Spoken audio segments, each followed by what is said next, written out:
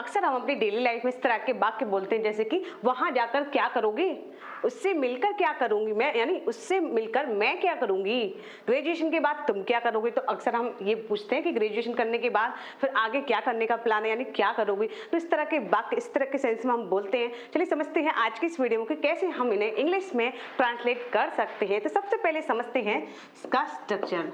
तो इसका स्ट्रक्चर है इसके लिए व्हाट प्लस, क्योंकि सब में गे आया है, सारे फ्यूचर के सेंटेंस हैं, तो यहाँ पर हम विल लगाएंगे। What will plus subject plus do after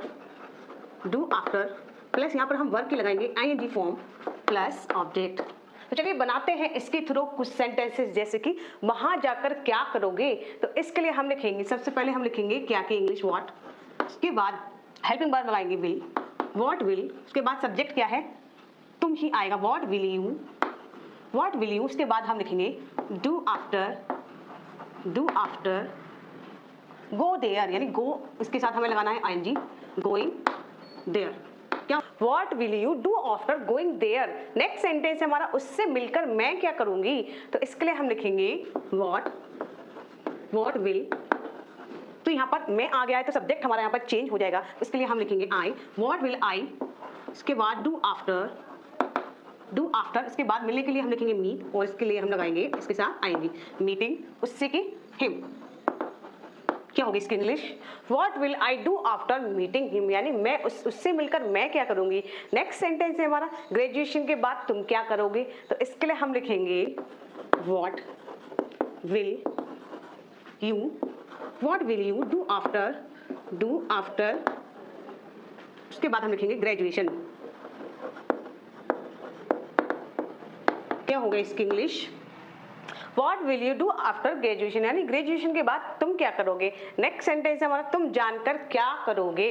तो इसके लिए हम लिखेंगे व्हाट विल यू क्या करोगे के लिए do after, what will you do after जानकर, तो इसके लिए हम लिखेंगे नोइंग, जानकर, इसके लिए हम क्या लिखेंगे नोइंग। क्या होगा इसकी English, what will you do after knowing, यानी तुम जानकर करोगे क्या, या फिर क्या करोगे। नेक्स्ट है हमारा 5 साल के बाद तुम क्या करोगे, यानी 5 साल के बाद तुम्हारा ये कोर्स कंप्लीट हो जाएगा, उसके बाद के जॉब ज्वाइन करोगे या फिर कुछ और करोगे, यानी क्या करोगे। तो इस तरह के वाक्य को हम बनाएंगे 5 साल के बाद तुम क्या करोगे। इसके लिए हम लिखेंगे what will you do after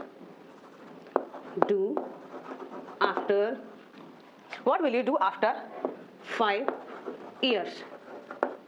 अब सेंटेंस हमारा स्कूल से आने के बाद वह क्या करेगी, यानी आने के बाद भी वह क्या करेगी स्कूल से। तो इसकी इंग्लिश क्या होगी, इसका जवाब आप दीजिए कमेंट बॉक्स में। अगर आप इससे हटकर यानी इसी तरह के सेंटेंस को और भी सेंटेंस को मुझे कमेंट बॉक्स में बनाकर दिखाना चाहते हैं तो दिखा सकते हैं। तो चलिए आप स्क्रीनशॉट ले लीजिए ताकि आप इसे सेव करके रखें, और जब भी जरूरत हो, वैसे तो डेली आपको प्रैक्टिस करनी है, फिर भी कभी अगर भूल जाए तो ये स्क्रीनशॉट देखकर आप अच्छे से और इसे रिपीट कर लें। तो आई होप वीडियो आपको जरूर पसंद आए। वीडियो पसंद आए तो वीडियो को लाइक शेयर करना बिल्कुल भी मत भूलिए। इसी तरह से इंग्लिश सीखने के लिए आप मेरे चैनल को फॉलो जरूर कर लीजिए। तो चलिए मिलते हैं अगली वीडियो में एक और नए स्ट्रक्चर के साथ।